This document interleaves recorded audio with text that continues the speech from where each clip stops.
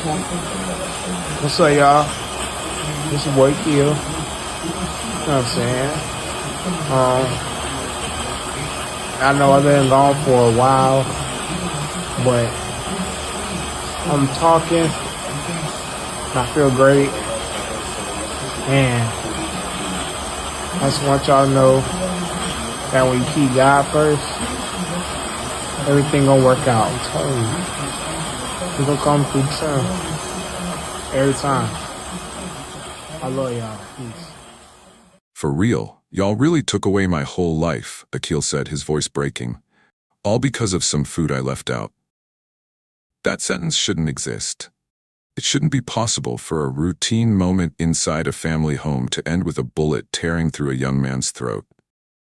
There was no robbery, no stranger forcing their way in, no late-night deal gone wrong. Just a house, a table, a plate that wasn't cleared, and an argument that crossed a line no one can walk back from. Inside those walls, a disagreement escalated. Voices rose, authority was challenged, respect was demanded.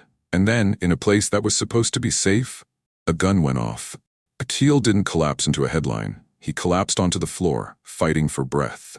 In seconds, his future, college plans, work, music, was replaced by sirens, blood, and the sudden realization that survival would now be measured one breath at a time.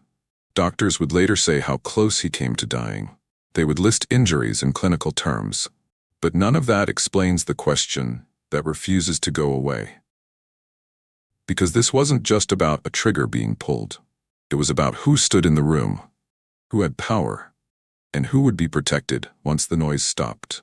Before we go any further, if you're new here, subscribe to True Crime Stories Chronicles so you don't miss stories like this. And tell us where you're watching from tonight, your city or your country, in the comments below. Back inside that house, after the shot, there was confusion. Stories didn't line up. One person would step forward, another would step back, and somewhere between loyalty and fear, the truth began to bend. Akil would live, but the life he knew was gone. And as investigators listened to statements and reviewed what little could be seen, one question remained unanswered. Who actually pulled the trigger? And why did it seem like someone else was being shielded? Before his name became tied to a police report and hospital updates, Akil was simply a young man trying to build something for himself. He lived in Albany, Georgia, and like many people his age, his days were split between responsibility and ambition. He worked steady jobs at places like Piggly Wiggly, showing up, earning his paycheck, doing what was expected of him. But work was never the end goal. Music was. Akil spent hours producing beats, learning, experimenting, believing that what he was creating could take him somewhere bigger than the room he was sitting in. It wasn't a fantasy he joked about. It was something he actively worked toward. He had attended Albany State University. He talked about progress, about money he was starting to make, about moving forward. In his own words, life was finally lining up. What grounded him most was his relationship with his mother. Nearly every morning, Akil recorded short videos just for her. Simple check-ins, a smile, a good morning, sometimes playful, sometimes quiet, sometimes showing her his face so she wouldn't worry. They weren't meant for the world. They were meant for reassurance, for connection, proof that he was okay. There were moments when his younger sister appeared in the videos too. Laughter, sleepy voices, ordinary family affection that didn't feel staged or forced, just real life happening in small clips. Akil wasn't perfect. No one close to him ever claimed he was. But he was present. He was trying. He was loved. Inside his father's home, he believed he had found stability again. Even after changes in the family, even after adjustments that weren't easy, Akil chose acceptance over resentment. He stayed. He respected the rules as best he could. He believed disagreements could be handled the way families handle them, through words, through boundaries, through time. What was at stake wasn't just his body.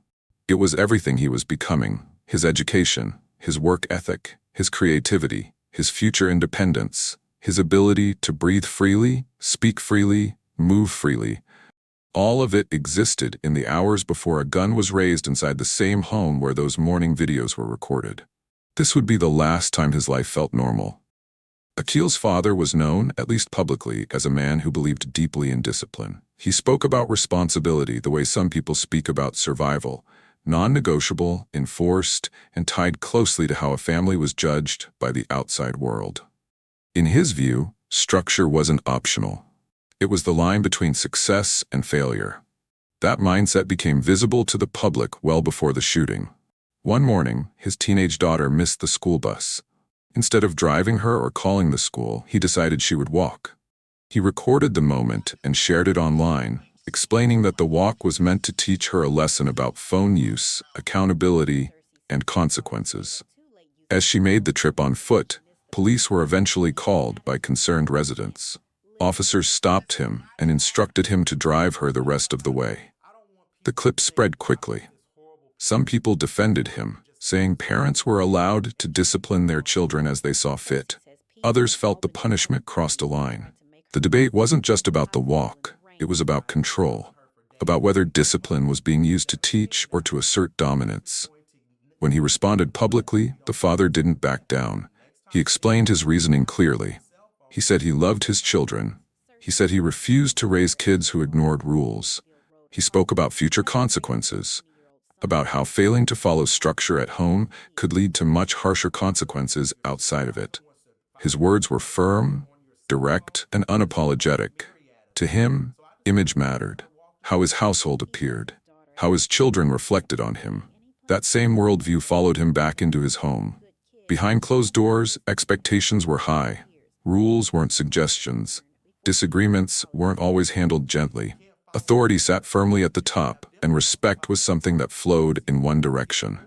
Akil and his sister had grown up under that system. They knew how far they could push before consequences followed. Even after major changes in the family, after separation, after new relationships, those expectations didn't soften. If anything, they became more rigid. The house had rules, and breaking them meant answering to someone who believed order had to be enforced. From the outside, the controversy looked like a parenting debate. Online arguments, comment sections, news clips. Inside the home, it was something quieter and more tense. Small moments carried weight. Tone mattered. Compliance mattered. And what might seem minor to someone else, being late, leaving something undone, not meeting expectations, could turn into a point of confrontation. The public saw a father defending discipline. What they didn't see was how that same approach shaped daily life inside the house Akil lived in, or how quickly ordinary disagreements could turn heavy, personal, and charged with power. The shift inside Akil's family didn't happen overnight. It followed the separation of his parents, a breakup that quietly restructured everything the children had known. After the relationship ended, Akil's father remained in the home with the kids, while their mother was pushed out of the daily rhythm of their lives. The distance wasn't just physical, it was emotional. Conversations became scheduled, time together became limited. Not long after, the house changed again. Akil's father entered a new relationship with another man. The relationship wasn't hidden. He didn't ask his children to keep it secret. Instead, he expected acceptance, and in many ways, that's what he received. Akil and his sister chose not to reject their father. Despite comments from friends, whispers at school, and pressure from people who thought they should pick sides, they stayed. From the outside, it looked like maturity, growth, adjustment. Inside the house, it felt more complicated. The new partner was around often. He shared space, he shared authority. And over time, his presence shifted the balance inside the home. Akil wasn't just answering to his father anymore. There was another adult involved in household expectations, another voice weighing in on what was acceptable and what wasn't. For Akil, loyalty came first. He didn't challenge the relationship. He didn't cause scenes. He tried to coexist. He believed that respect, if given, would be returned. He believed family disagreements stayed within certain boundaries. His mother watched all of this from the outside. She no longer lived there. She no longer had direct influence over daily decisions. What she did have were phone calls, videos, updates, and intuition. She worried about the environment her son was navigating, about the pressure of keeping peace in a house where authority had doubled and emotional space had narrowed. What appeared to be adjustment was, in reality, restraint. The house wasn't loud, it wasn't chaotic, but it wasn't calm either. There was tension in small things, chores, tone, expectations. There were moments when Akil felt watched instead of heard. judged instead of understood. Everyone played their role to keep things from boiling over. But the balance depended on silence and compliance. And silence doesn't hold forever. Peace in the house was fragile and temporary. What set everything in motion wasn't a long-standing feud or a dramatic confrontation. It was something small. So small that, on any other day, it might have ended with nothing more than an annoyed comment and a plate being moved to the sink. Food had been left out after Akil ate. Inside the house, that mattered. There were expectations about cleanliness, about respect, about doing things a certain way and doing them immediately. Leaving dishes out wasn't just viewed as forgetfulness, it was read as defiance, as not taking the rules seriously, as testing authority. The issue was raised, not shouted, not explosive, but firm. Akil explained himself. He wasn't refusing to clean, he wasn't trying to provoke anyone. He mentioned money, he mentioned plans to leave the house. He tried to speak calmly. But calm doesn't always diffuse tension when power is already in play. Both his father and his father's boyfriend were present. The conversation stayed contained, but it grew heavier. Not louder, heavier. There was pressure in the room, the kind that comes when someone feels judged and another feels challenged. Akil was an adult, but he was still inside his father's home. That distinction mattered. Authority was not shared equally. According to what would later be said, the disagreement centered on respect, on house rules, on who was in charge. Akil pushed back verbally, not aggressively, but clearly. He questioned why something so minor was being treated as something so serious. That question didn't land well. The boyfriend inserted himself into the exchange, not as a bystander, but as someone with standing, someone who felt invested in defending his partner. The dynamic shifted again. Now it wasn't just father and son. It was two adults against one. Akil was told to comply, to clean up, to accept the correction without argument. The situation didn't explode. It tightened. No one stormed out. No one backed down. Words stopped being about food and started being about authority. About who had the right to speak. About who needed to be corrected. In that moment, Akil was still alive, still believing the argument would end the way arguments usually do. Unresolved, but over. He had no reason to think the line was about to be crossed. The father remained there. The boyfriend remained there. And the disagreement lingered in the air longer than it should have. What happened next did not come with a warning. No final shout. No dramatic pause. Moments later, a gun went off. The sound of the gun changed everything. The bullet entered Akil's throat. An injury so precise and devastating that there was no time to process pain before the body went into survival. His airway was compromised almost immediately. Blood filled spaces meant for breath. His legs no longer responded the way they had seconds before. He went down. Inside the house, shock replaced argument. Words stopped. Movement turned frantic. What had been a dispute over a plate became a medical emergency that no one could undo. Emergency responders arrived to a scene that no longer made sense. A young man shot inside his own home. No break-in, no stranger, no explanation that fit neatly into a box. Akil was rushed out, clinging to life, his body already beginning to shut down from trauma. At the hospital, doctors worked quickly, then grimly. The bullet had caused catastrophic damage. His aortic valve was affected. His spine was shattered. Fragments lodged in his back. The injury left him paralyzed from the neck down. Breathing on his own became impossible. A tracheostomy would be required, meaning if Akil survived, his voice would no longer be his own. Doctors were careful with their words, but the meaning was clear. He might not live. And if he did, he would never walk again. He might never speak normally again. He might never eat again. The list of things he would likely never do grew longer with every update. While machines took over basic functions, breathing, monitoring, keeping him alive, the noise of the house disappeared. What replaced it was silence. A still ICU room. Tubes, monitors, numbers flashing. Akil's body, motionless except for the rise and fall controlled by machines. Family members standing close, afraid to touch him too much, afraid to look away. His mother arrived to a sight no parent is prepared for. Her son, barely conscious. His throat altered, his future uncertain. Doctors explaining injuries instead of plans. Recovery measured in hours, not years. Outside that room, questions began forming. Inside it, survival was the only focus. Akil would go into crisis more than once. His body would fight infections. his heart would strain. There were moments when alarms sounded and staff rushed in, leaving family frozen in place, waiting to see if this was the moment they lost him. The argument over food was gone. What remained was a young man fighting to stay alive, and a life already permanently changed by a single pull of a trigger. As Akil fought for his life in the hospital, the focus outside the ICU began to shift from survival to explanation. Investigators wanted answers. What happened inside that house? Who fired the shot? Why did a disagreement over food end with a young man paralyzed? There was one problem from the start. The evidence didn't speak clearly. A ring camera inside the home had captured parts of the incident. It showed movement. It showed one of the adults holding a gun and walking toward the room where Akil was. But it did not capture the moment the trigger was pulled. There was no clear visual of who fired the weapon, no unmistakable proof frozen on a screen. And yet almost immediately, responsibility seemed to land on one person. Statements were taken, timelines were offered, but those accounts didn't align neatly.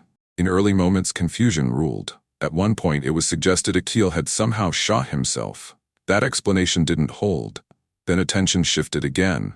The father remained present, close, watching. When detectives spoke to Akil while he was still barely conscious, his father was nearby. Akil was struggling to breathe, struggling to focus, struggling to survive. Questions were asked. Answers were given under pressure, under fear, under pain. According to what was later said, Akil denied that his father shot him. When asked about the boyfriend, he indicated yes. That single exchange would shape everything that followed. The boyfriend did not resist the direction the case was taking. In fact, he leaned into it. He made statements that suggested loyalty above all else, that he would do anything for his partner, that protecting the man he loved mattered more than the consequences he might face. To Akil's mother, that was the moment everything clicked. She believed the boyfriend was shielding the father. From her perspective, the setup was clear. The ring camera showed the boyfriend with a gun, but not the act itself. The father remained physically present during questioning. The boyfriend was openly willing to take responsibility. And the power dynamics inside the home, who controlled the environment, who the boyfriend was devoted to, created a situation where blame could be absorbed by one person while another walked free. The footage became a double-edged sword. It suggested involvement, but it did not prove guilt beyond doubt. Still, it was treated as enough. What troubled the mother most was not just who was arrested, but who wasn't. She questioned why the inconsistencies didn't slow the process. Why the lack of a clear visual didn't raise more concern. Why one version of events seemed to settle the case so quickly, despite unanswered questions. From the outside, it looked like resolution. From her view, it looked like convenience. One man was willing to carry the weight. One man had influence. One man remained untouched. And that left a question hanging over everything that followed. If the footage didn't show the shot, why was the case already decided? Survival did not come quietly. In the days after the shooting, Akil's condition moved in fragile increments, forward, then backward. There were moments when alarms sounded and medical staff rushed in. Moments when his heart faltered. Moments when his body stopped responding the way it should. More than once, Akil went code blue, forcing doctors to intervene to pull him back. Each time, the outcome was uncertain. Infections followed trauma. Pneumonia set in and refused to ease. His temperature spiked. Breathing became a constant battle, not something his body could do without help. Tubes filled the space where his voice had been. Machines kept rhythm for lungs that could no longer manage on their own. His mother stayed close, watching a fight she couldn't join. She listened to doctors explain complications. She counted progress in small victories. Stable vitals, a slight improvement, a night without emergency intervention. Every update carried hope and fear at the same time. Slowly, almost against expectation, Akil began to stabilize. He remained paralyzed. That didn't change, but he stayed alive. Then came the moment no one thought would happen. Akil spoke again. Not easily, not the way he used to. His voice came through assistance, strained and limited, but unmistakably his. Words replaced silence. Personality slipped back into the room. Faith, humor, gratitude, proof that he was still there. Recovery continued in fragments. Time in a chair instead of a bed, adjustments, setbacks, persistence. Months passed before doctors cleared him for something that once meant nothing at all. Food. For a long time, Akil had survived on liquids. Eating was considered too risky, swallowing too dangerous. Then one day, carefully, deliberately, he was given a burger. The moment was recorded. Akil took his time.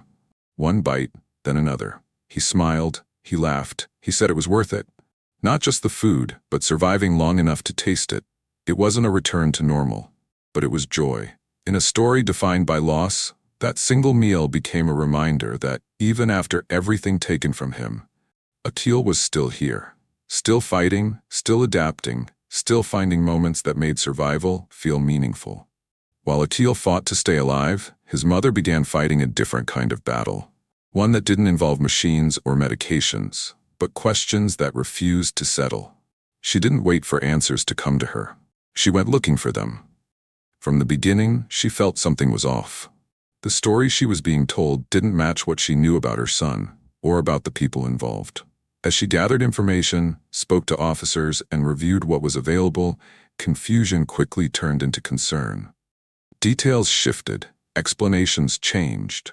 What was treated as clear by authorities felt anything but clear to her. Some of the most critical questioning happened while Akil was still in the hospital. He was barely conscious. His body was broken, his throat had been altered, his ability to speak was limited, and his ability to think clearly was compromised by pain, medication, and fear. And yet he was being asked questions that would shape the rest of his life. She watched as her son tried to respond, watched him glance toward his father, watched hesitation flicker across his face. In that moment, she didn't see a confident adult giving testimony. She saw a wounded son still subject to the power dynamics that had existed long before the shooting. To her, that mattered. She believed fear was present in that room. Fear of consequences, fear of retaliation, fear of what might happen if the wrong answer was given. And she believed those fears influenced what was said and what was left unsaid. As the investigation moved forward, her frustration deepened. One person was arrested, one narrative was accepted. And the case appeared to move toward closure without fully confronting the inconsistencies she kept pointing out.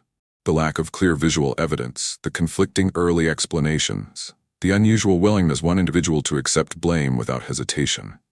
From her perspective, the process felt rushed, not toward truth, but toward resolution.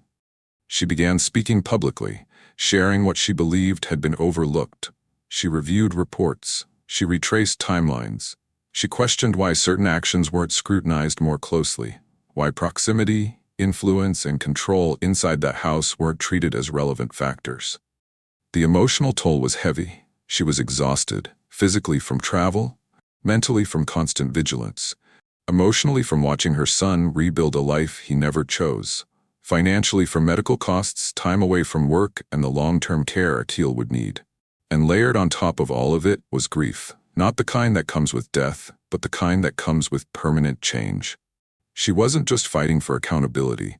She was fighting to make sure her son's story didn't get reduced to paperwork and convenience. Halfway through this story, it's worth asking, do you believe justice was done here, or do you think someone was protected? For Akil's mother, that question isn't abstract, it's personal. And it's one she continues to live with every single day. When the case moved from the hospital to the justice system, the outcome was narrow and clearly defined. One person was arrested. The boyfriend, present in the home that night and seen holding a gun on camera, became the sole individual held criminally responsible for what happened to Akil. Charges were filed against him. The case, at least on paper, had a defendant. Akil's father was not charged, despite being present in the home, despite being part of the argument that preceded the shooting.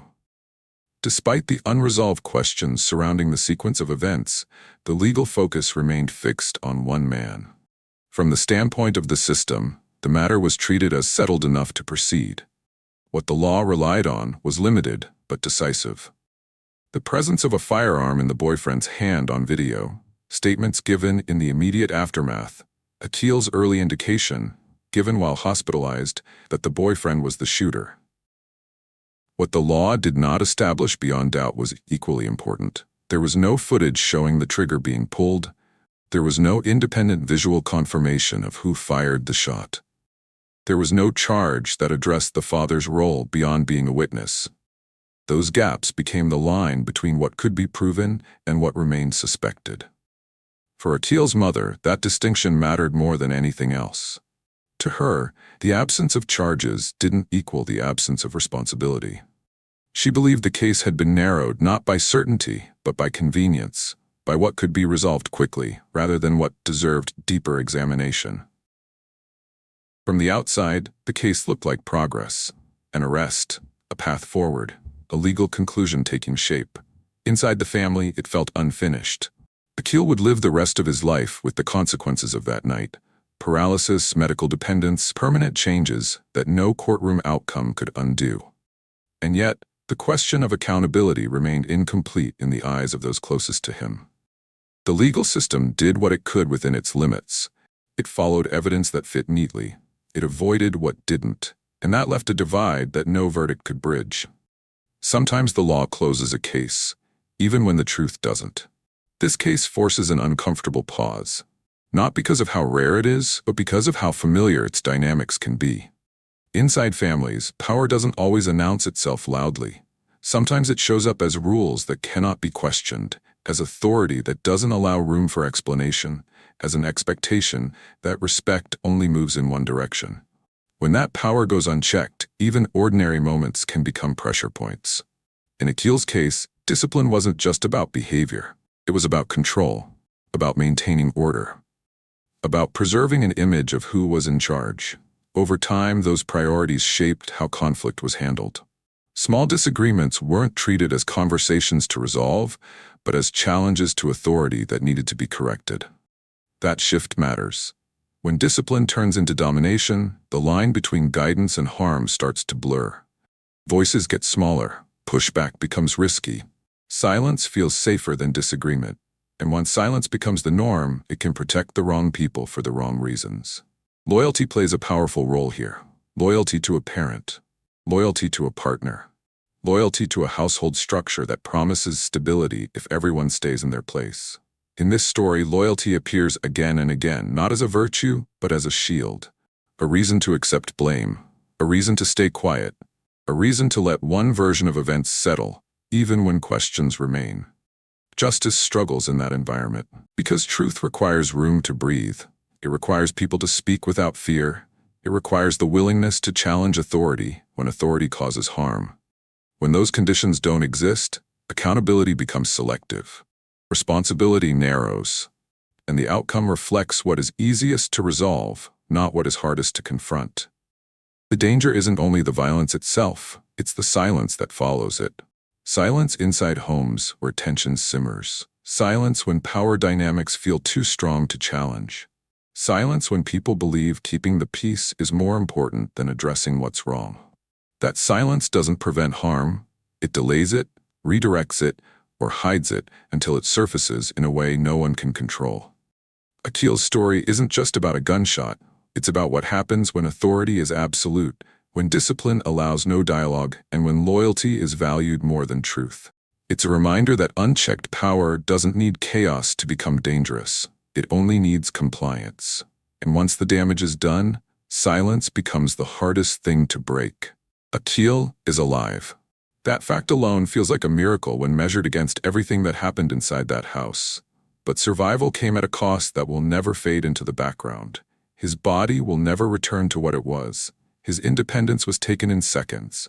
Movement, speech, breath, things most people never think about, are now deliberate, managed, and limited. Life didn't end for Atil. It was rewritten. Every day now involves adjustments most people will never have to make. Medical care, assistance, patience. The knowledge that no amount of effort can undo what a single moment of rage set in motion. The dreams he once talked about didn't disappear, but they changed shape. What he can pursue, how he can pursue it, and how long it takes all look different now. His mother remains beside him, still fighting. Her fight isn't loud. It isn't staged. It lives in hospital rooms, paperwork, and long conversations that never seem to bring closure. It lives in the tension between accepting the outcome of the case and refusing to accept that truth was fully examined. She continues to advocate for her son, not just as a victim of violence, but as a human being whose life mattered before a gun was ever raised. For her, justice and survival don't sit comfortably together. Survival kept her son alive. Justice, in her view, stopped short. One system did its job, another left questions behind. And those questions don't fade with time. They sit quietly, resurfacing whenever progress feels incomplete. What makes this story so difficult isn't just what happened, it's how little it took to happen. A disagreement. A moment of authority challenged. A line crossed without warning. One decision that couldn't be taken back. The cost of that decision is permanent.